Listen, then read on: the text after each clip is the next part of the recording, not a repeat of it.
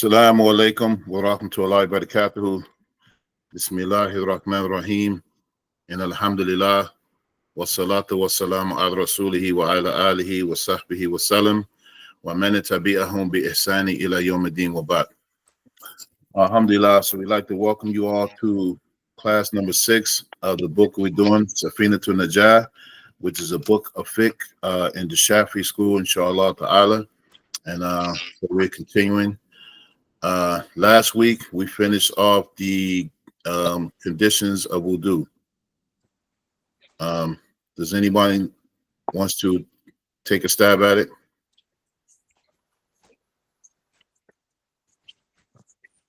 So there's a obligatory way to make wudu, and then there's a sunnah way.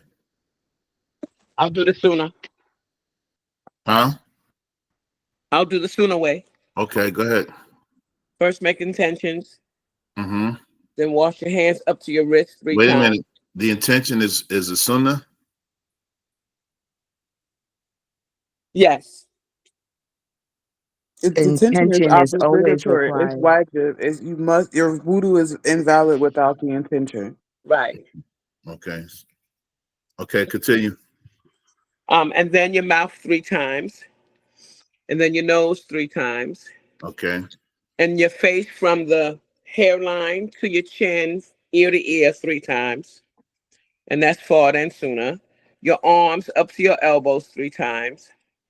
Your head from your hairline to the nape of your neck 3 times.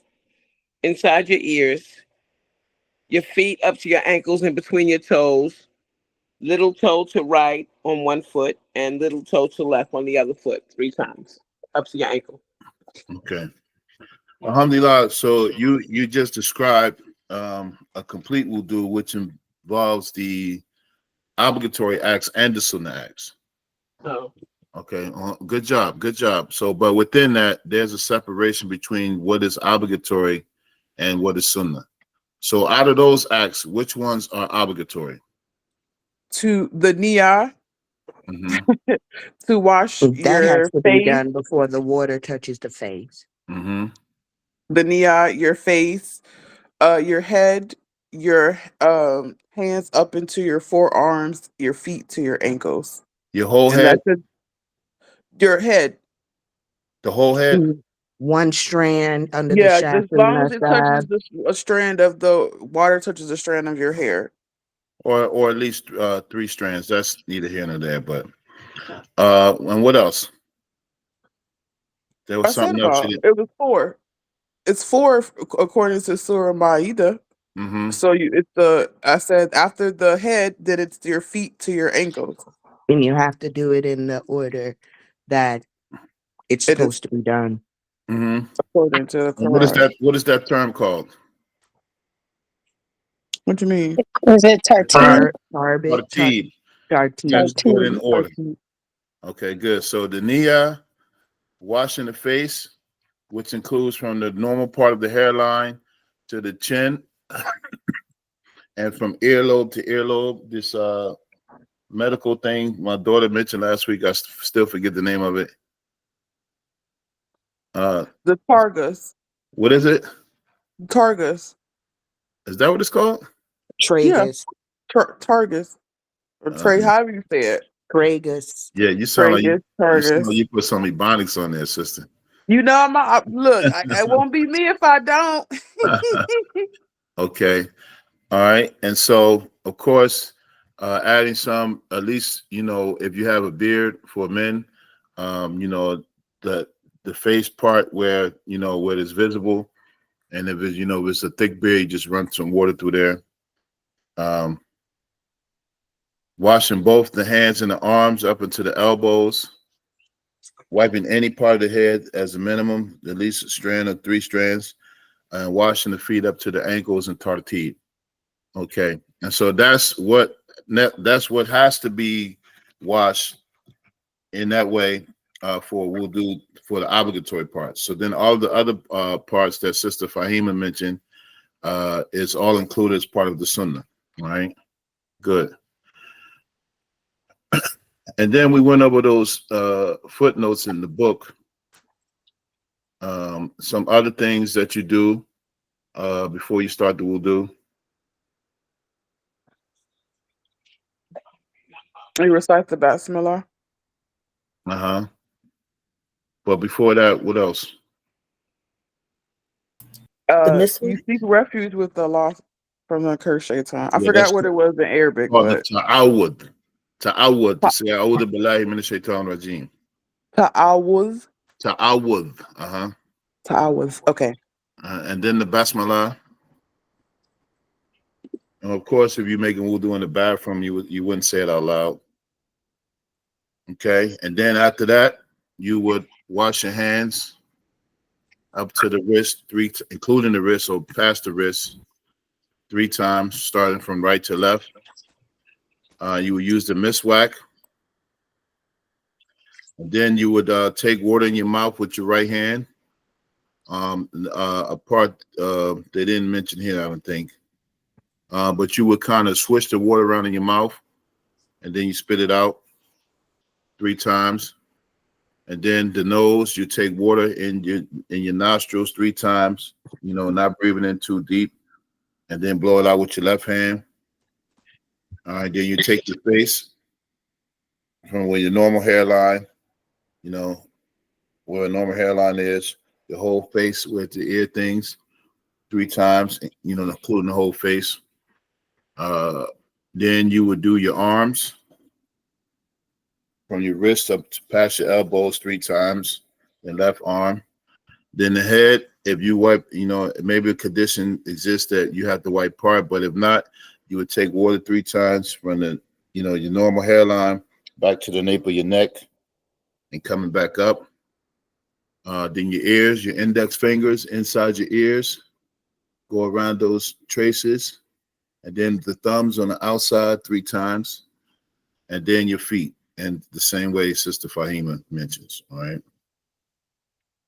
Okay, good. What else do we talk about? And then we mentioned some other things during the wudu is to wash the limbs to be in succession, meaning that, one right after the other, right? So as soon as you do your hands and you go to your mouth, so not like no elapsed time in between it. We also begin with somebody had a question?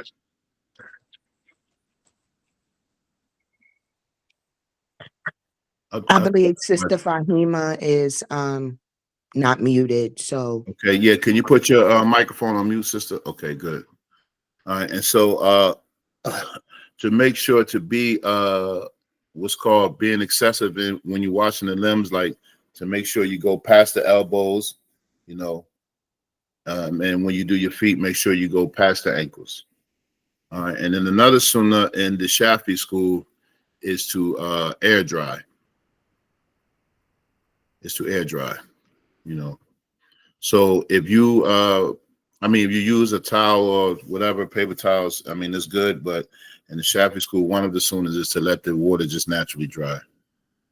But of course, you can't do that sometimes, sometimes you're in places cold or you're being outside. So it would, that's where you have to use common sense, All right, good. Any questions from last week? Oh, we did have a homework assignment.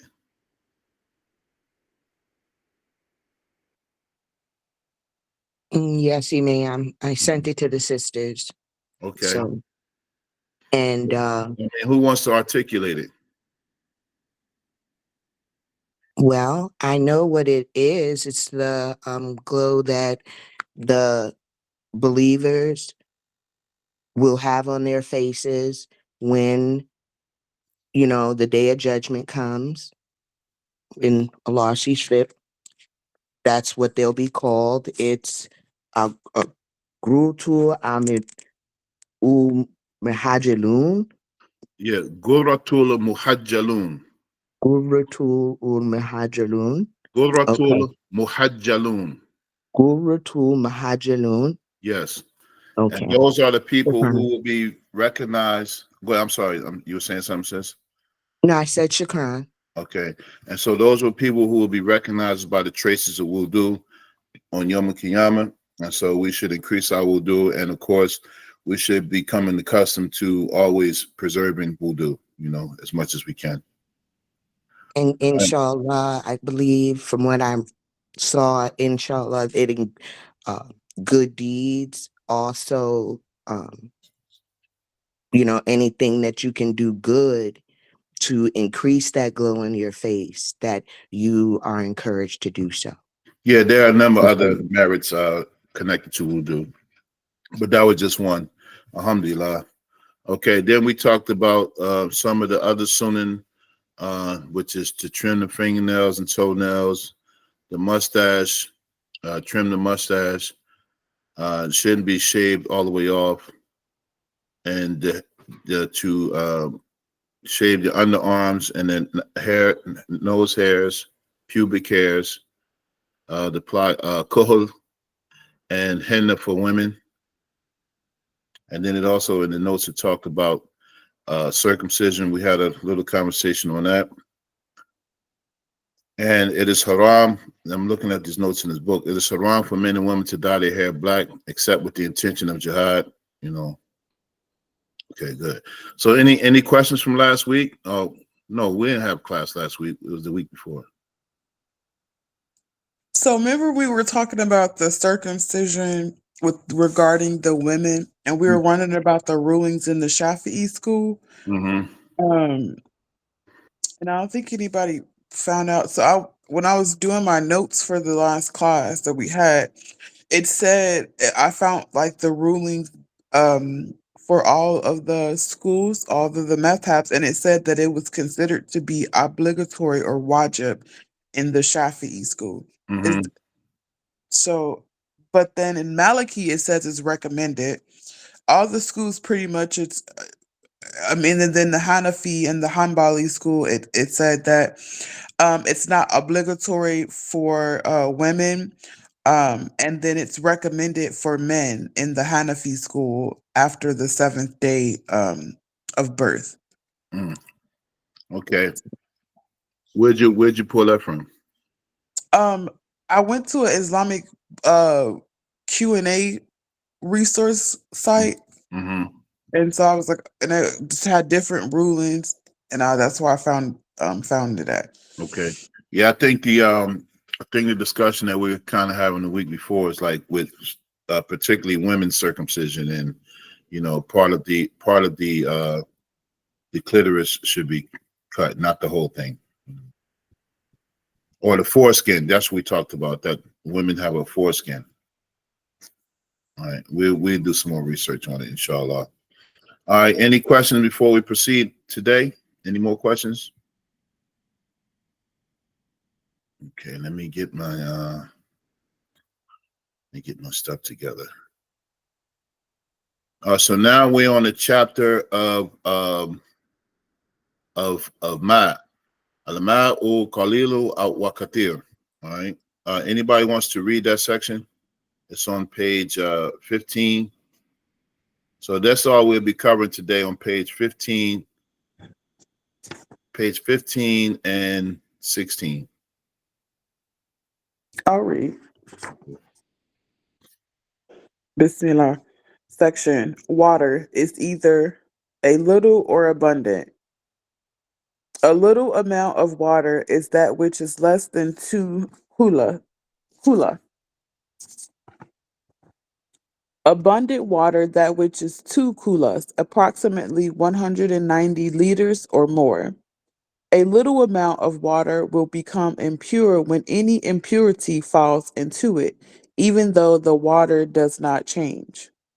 Abundant water will not become impure except when its taste, color, or smell changes. Do you want Okay. me to stop there? Yeah, that's just a section right here. So we'll go there. All right, let me get my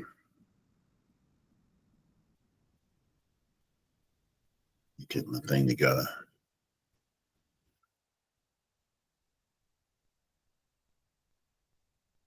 Okay.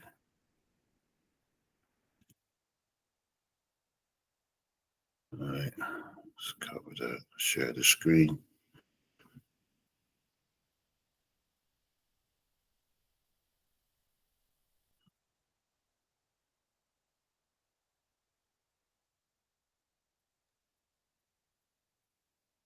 Okay, everybody can see that.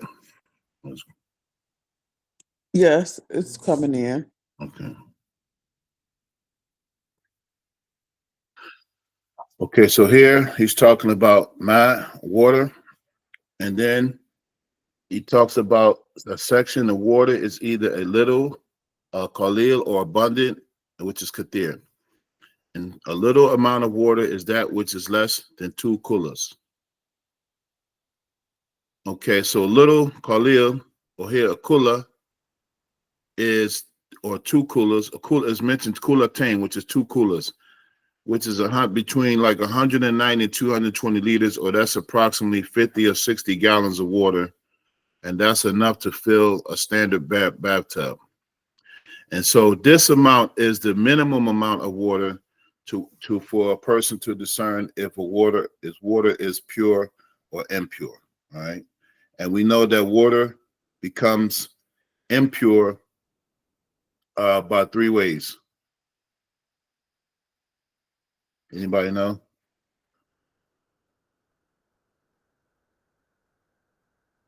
When something Naja enters the water, Yes, well, yes, but not just when something enter the water, but then there's 3 ways that you know by looking at the water that it's impure and you can't use it for wudu. 3 things. is it not? I think was one of them not.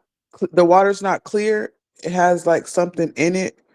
Color, taste, or smell? Color, taste, and smell. Yes. So if these 3 things are on the water, then that becomes water that you cannot use. It becomes impure. All right, and so we'll discuss that in a couple other slides. All right, but the minimum amount of water that's considered a little bit is approximately 50 to 60 gallons of water. So, but that doesn't mean you can't use less than that for water, right? I mean, for wudu. But this is what's considered the minimum, which is, full bathtub of water. That's a pretty decent amount. But that amount is where you determine if the water, becomes impure or things like that. You had a question, sis? Yes, ma'am. So back to my example or question about the bathtub Mm-hmm. and water that was a little bit of water. This was the example that I was thinking about. Mm-hmm. And so, of course, I had to do a little research. And a normal standard bathtub is about 65 gallons. Mm-hmm. So, if a person didn't fill it up all the way or a good amount of the way, be clear that it's probably not purifying. Okay. It might be pure, like you can clean yourself, but it's not purifying. So you would really need to reach this limit of the water to ensure that you're able to make your salat properly. Okay, yeah, that would probably be related to making like ghusl. Yeah, But you if you can have a less didn't, you can have a lesser amount than that for removing impurities for making wudu. okay, But yes, that's correct, unless there's some bubbles in that water. Because can you tell me how that would relate? Like if a person were to have like bubbles or something in the water, can you still do that? you mean like bubble bath water? Yeah, Yeah, then the color changes. right. So would that point, No, that it that is wouldn't be, not, it's yeah, not pure, it's not purifying anymore. correct. That's what I was So thinking. if the So water is tahir still, is pure, but it can't be used to purify. If that makes sense. yes, ma'am. No, I'm actually does it make sense? Yes, Okay, so ma'am. the water, but something was added to it that made it not pure to purify. All right. So it's still pure water that you use to wash and clean yourself. But because the bubble bath, whatever was added to it, you can't use it for wudu. Yes, ma'am. Shukran. I got a question. Yeah, go ahead. Bleach is that too, right? Bleach and chlorine that falls under that. It's no Yeah, longer that makes makes it the pure. water is not, you can't use it for purification. You can use it like if you put bleaching water, you can use it for cleaning, but you can't use it for purification for acts of worship. Okay. Okay. Any other questions? Okay, so let me go to the next slide. Can you go back? I'm sorry. One more. Sorry. Thank you. Thank you. I'm good now. You got it? Yes. Okay.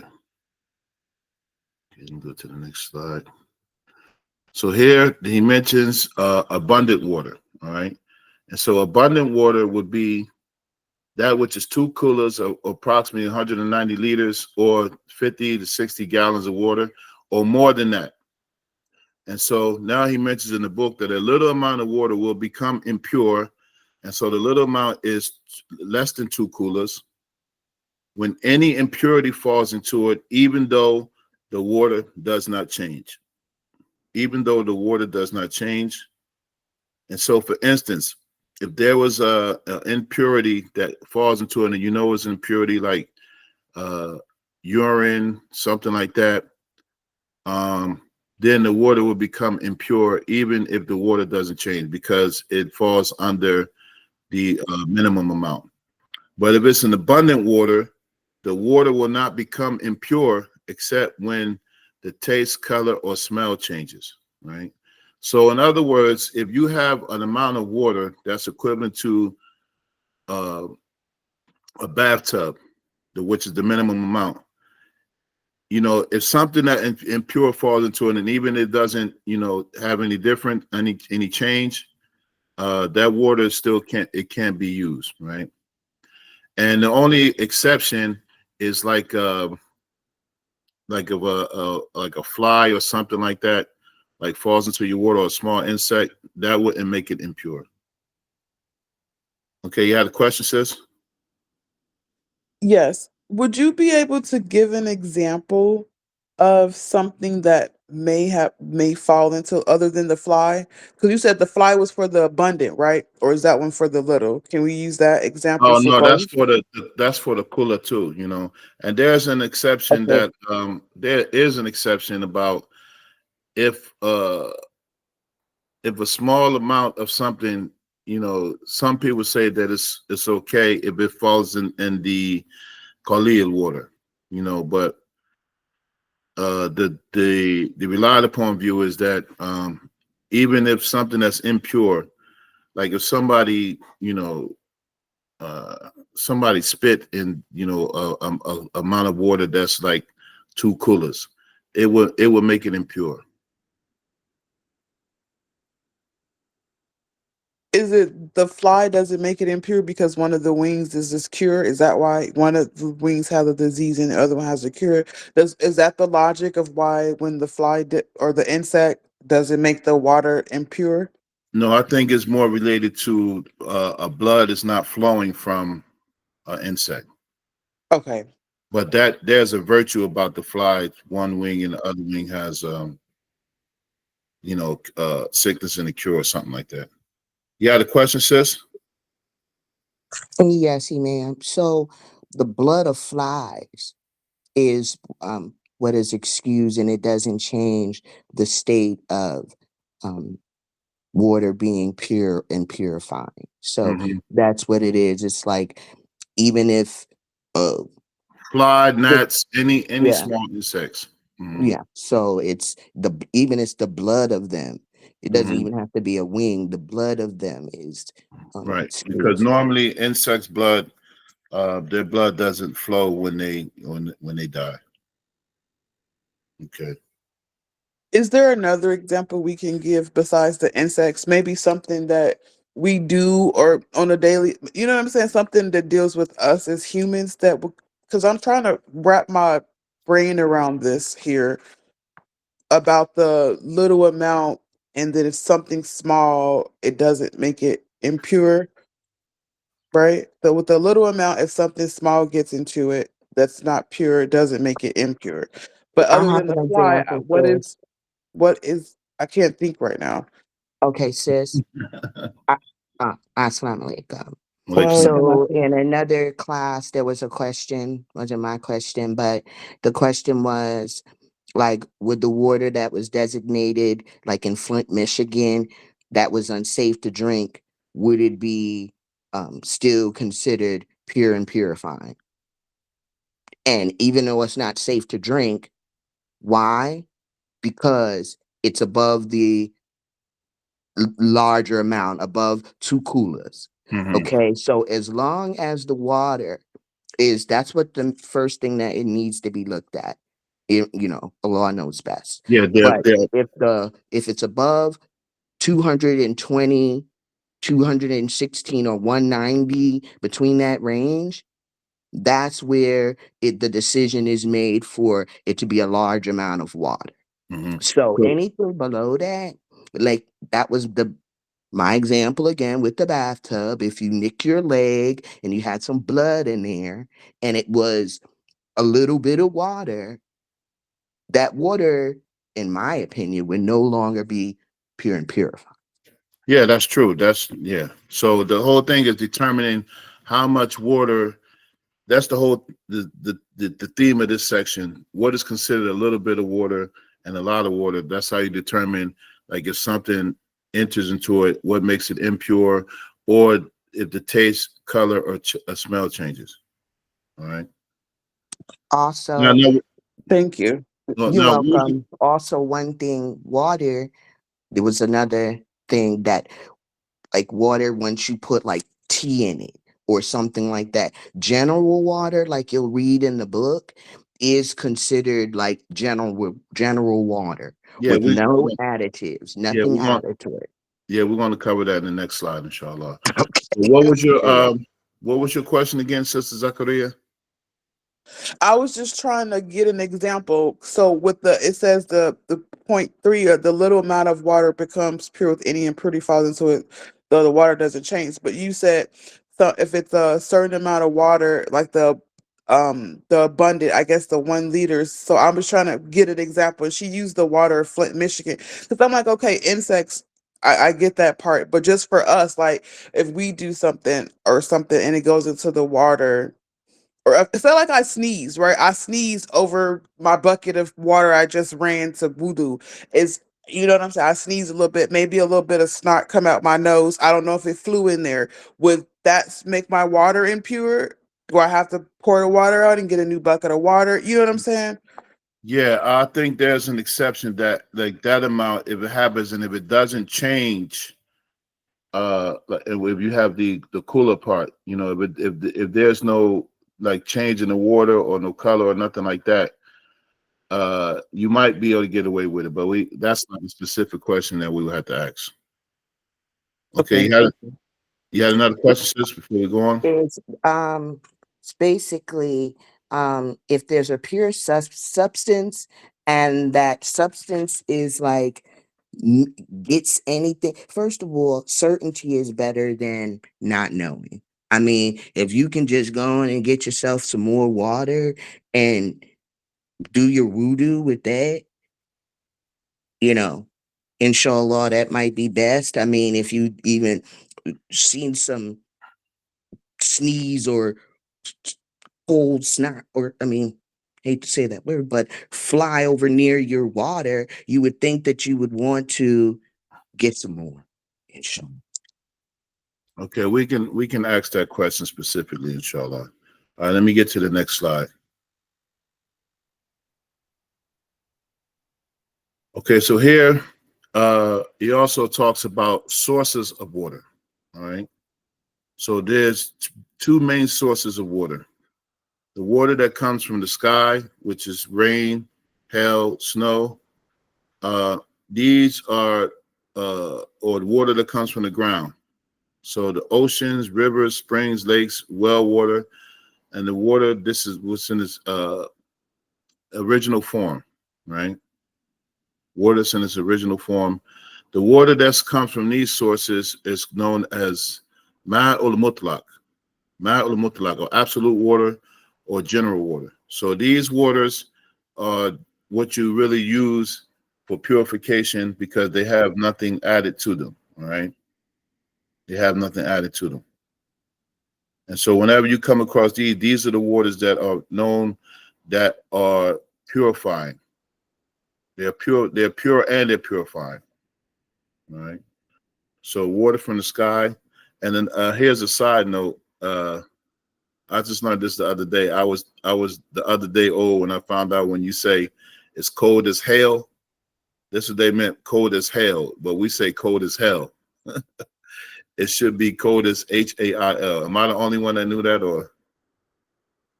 Nope, I was today years old when you told me that. All right. You had a question? Yes. Or kind of question statement, thought process. So in one of my retreat classes, I don't know if you were familiar with Sheikh Mendez. He does a lot of he teaches the tasawwuf, a lot of that aspect Yeah. of it. And so we were learning about that, and it's so funny because he mentioned the water from the sky, like the rainwater, and he recommends that when it rains, we go outside and get a bucket and fill it up with that. And he says to wudu with that water, and when you wudu with that water and you pray, it's a completely different spiritual experience than versus just water from like our sinks and things like that. And I don't want to know if what are your thoughts about that, I guess. Yeah, it's pure water. I mean, yeah, I'm going to try it one day, inshallah. Yeah. It don't rain enough here for me, so somebody try it where y'all be and let me know. Stop raining. Yes. I'm in the desert. Yeah, and it's something too because nowadays they are like trying to target people from collecting rainwater. So Really? yeah, Crazy. How you gonna try to? like Are you? try to forbid them from doing it. Because water is a source of life. So I mean, as things start getting tight, people gonna be fighting over water. Man, Allah, keep us safe. I mean, that's crazy. You fighting over water that comes straight from the sky. You don't even own it. Make it Mm-hmm. make sense. How you gonna tell me what to do in Yeah. my yard with my bucket? Okay. Okay. All right. So the two main sources of water comes from these things, and these are waters that are really general water that you can use. So, for instance, if you use water in the ocean, this water, even though it's like seawater, salt water, it can be used for wudu. All right. Okay, and let's go to the next slide. Any questions on that? Hey, ma'am. Yes. Excuse me. Okay, so with snow, does it have to be melted or does the water have to be in a liquid form? Does it need to flow? No, if it's pure snow, you can use it. If you got you got the nerve to use snow, Right. Just I would. check the So color, it's I pure. guess. What is pure snow though? Is pure snow what we collect from straight from the sky before it hits the ground? Is that considered pure snow, or is it still pure when it hits the ground? Yeah, it's still pure when it hit the ground as long as it doesn't mix with anything that would change like the color or anything. So you already know we learned the yellow Oh snow, yeah, yeah. And so like say if you got snow and it hit like pure dirt and stuff like that, that wouldn't make it impure because dirt is also a purifier. Right. But in our times, you just you get a couple inches, you take the snow off the top. And there's a good recipe for snow, and I remember my mom used to make with y'all. Any of y'all ever had those? This is way off topic, but I remember my mom used to make like collect snow and put like vanilla extract, Ice something cream. else. Yeah, it was like ice cream. I Yeah. used to get that Yeah, in New my York. grandma did that. Yeah. Sister I would get Fahima, it on the cart for New York. That's yeah, about it. Sister Fahima, you telling your age a little bit. I don't mind. I'm good for my age. Allah has been grateful to me. Most merciful. Alhamdulillah. Absolutely, I don't absolutely. mind You my know we age. don't crack now. Well, quit playing with us, Iman. We don't crack. And it takes a lot to get to this age. Believe Yeah, that. alhamdulillah, we appreciate you. Alhamdulillah. Allah. Okay. All right, so we'll go to the next slide, inshallah. Okay. So then there's types of water. So there's basically three types. There's some other types too, but for our discussion here, we'll just discuss these three. So we kind of mentioned water that's tahur. Tahur means pure water, and it can purify and it can be used to clean, right? And so an example of tahur water is the water that comes from those two sources, right? So the water that comes from the sky, rainwater, hail, water from rivers, lakes, stuff like that, it can purify you, meaning that you can use it for wudhu and ghusl, and it can also be a means to clean something, right? And so the example is the main water from the main two sources, and that's pronounced tahor. Tahor. Is that the ta or the ta? That's the ta. Okay. Tahor. Tahor. Okay. Mhm. The next type of water is tahir, which means pure, clean water, but it can't be used for cleaning, right? And for instance, our sister Miriam kind of mentioned it. If you add something to it, like sugar water, coconut water, the water in and of itself is pure, but it can't be used for cleaning. And so that kind of water you also can't use for purification, right? And I put sugar water so that give you an example the struggle. Any ever drink Look, ain't nothing wrong with that. Well, I had sugar water growing up too. Shoot. That's our Kool-Aid. You know what I'm talking about? Yeah. Can you use Kool-Aid to make wudu?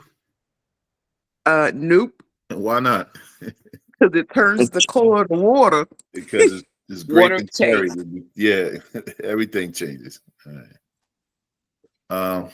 Okay, and then the next part of the water is najis or impure water. And so water whose taste, color, or smell changes, that water cannot be used, right? That water cannot be used.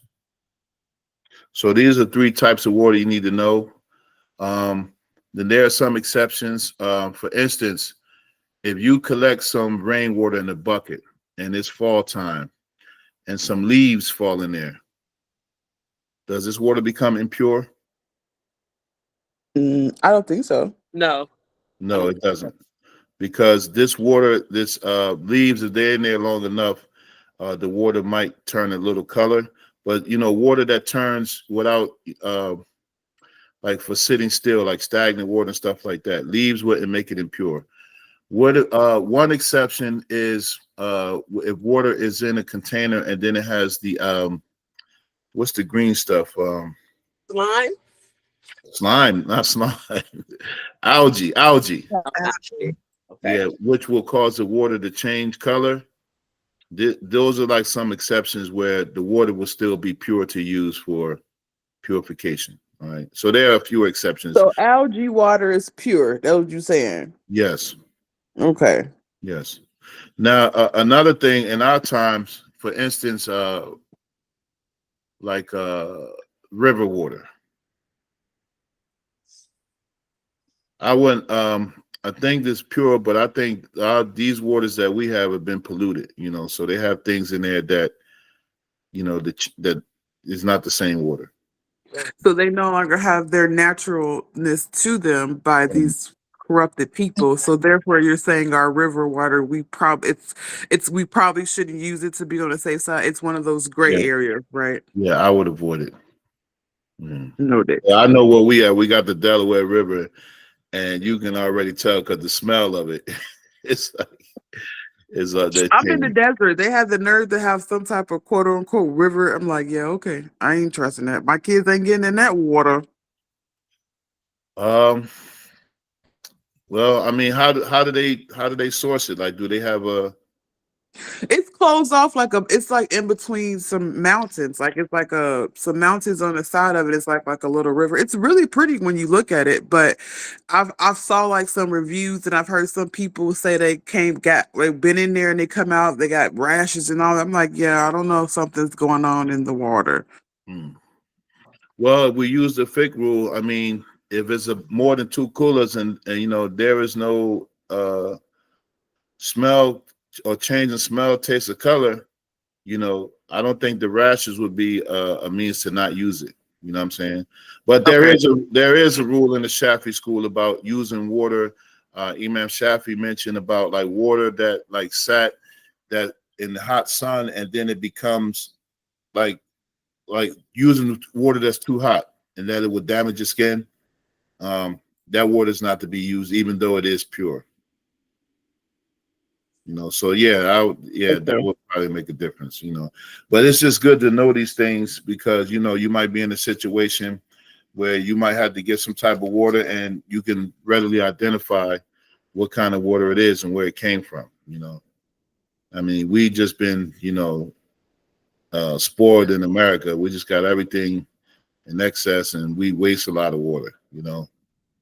And this is something good to know now because a lot of people, drink bottled water, you know, and I mean, I don't know how, because I remember somebody brought up like when you drink bottled water, you don't know how long that water's been in the bottles. You don't know how long it's been sitting from the time they process it until, and I don't even know, do they have expiration dates on them? They legally have to put expiration dates on everything. They're supposed to put expiration dates on everything. Okay, So they yeah. I don't even think I've really paid attention to that, but yeah. So once knowing the kind of waters you can change, so the lesson for this week, because this will be kind of a short class, is that identifying what's a little bit of water and what's a lot. So anything between 50 and 60 gallons is considered a kulatain, right? And so anything that gets in that minimum amount of water, that's an impurity. You can't use the water, even if the water doesn't change. Even if the water doesn't change the taste, color, or smell, right? And anything over than that, for it to be impure, it will have to, the taste, color, or smell will have to change. Okay, Tayyip, I think that's the end of that. I have a question. Go ahead. Sister Miriam, you mentioned the traces that on the faces that will be seen on Yom Kippur. What was the name of it in Arabic? If you could spell it. I put it in the chat box. Okay, great. It's Shukran, ma'am. Guratul. Hold on, computer acting up. Sister, you can find it to the it's Hadith 136 in Surah Bukhari as well. Oh, It's Sahih 136 in Bukhari. Bukhari. All right. Yeah, it's 136 if you want to read it as well. Which Yes, book? I sent that out to everybody in the chat, I didn't in see our it. group chat. Guratul Muhajjalun. I put in the chat box. All right. So All those right. are the people who will have the traces of wudu, inshallah. Okay, so this was relatively short class. Excuse me, ma'am. Yes. So the reason I didn't answer right away is because I was looking up the answer about the water, and basically it said that water itself doesn't expire, but the container it's stored in can impact its quality and safety. Bottled water is determined that it has an indefinite shelf life because it comes from sanitary factories and so on and so forth. But I did look that up. Yeah, because there's even a thing about the plastics that they use for water, and like some of them contain like harmful stuff. So we should try to use grandmom's old thing, drink out of old glass jars, you know. Or growing up, we used to turn mayonnaise jars into juice using for drinking out of. I don't know if none of y'all well-off people know anything about that, but Look, you got to get it where how you get it. all y'all, Wash it out and reuse it. Ain't nothing all, wrong with that. We grew up like that. all That's y'all how we living, grew up. all We y'all live, resourceful folks. all Okay. y'all live in the gated communities and stuff, online fraud. And y'all, I mean, y'all living well off. Y'all don't know nothing about that kind of stuff. Mashallah. True. Okay, I like my little ketchup sandwiches. Don't judge me, okay? so ketchup sandwiches. Where's the Yeah, they was mayonnaise? the bomb. Where's the mayonnaise, mustard, and pepper? I just had ketchup on there. You don't know that little sweet ketchup with the man, that was fire. And my syrup sandwiches too. Me and my sister used to mess them things up. that's the end of the month food there. Alhamdulillah, Allah subhanahu wa ta'ala saved us from that, just but make you mean, grateful. It makes you grateful, to experience that, especially with this generation, they can't order, DoorDash, they be having a fit. DoorDash. SubhanAllah. Okay, if there are no other questions, inshallah, we'll stop there. Now, next week, I'm supposed to be in Atlantic City. We're doing like an Akida intensive. I don't know if are any of you coming down or? I am. Okay, yeah, so it's going to be Friday, Saturday, and Sunday. I don't know if I'll be able to stay the whole thing, so I'll let you know ahead of time. But if I'm not at the event the whole weekend, we will have class next week. But if I am, we'll do it the week after that. mashallah, no worries. Inshallah. Okay. All right. So inshallah, we ask Allah who subhanahu wa ta'ala to accept this from us, to forgive us for any misdeeds and shortcomings. And we ask Allah who subhanahu wa ta'ala to increase us in beneficial knowledge and righteous actions. Ameen. Subhanaka Allahumma wa bihamdika wa nashhadu an la ilaha illa anta wa nastaghfiruka wa natubu ilayk. Wassalamu alaikum wa rahmatullahi wa barakatuh.